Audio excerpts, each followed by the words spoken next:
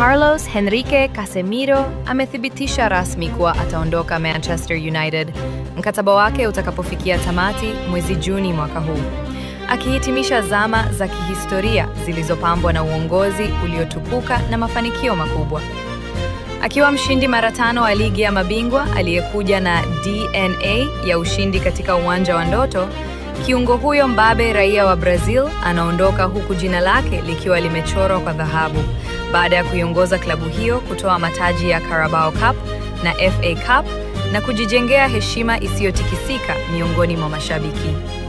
Casemiro ameahidi kuwa atabaki mwekundu milele, akisisitiza kuwa ingawa ukurasa huu unafungwa, miezi 4 iliyobaki si ya kuaga tu, bali ni ya mapambano ya hali ya juu ili kutengeneza kumbukumbu nyingine zisizosahaulika ndani ya jezi hiyo maarufu. Sasa mashabiki kote duniani wanasubiri kushuhudia dakika za mwisho za gwiji ambaye hakuchezea tu nembo ya klabu,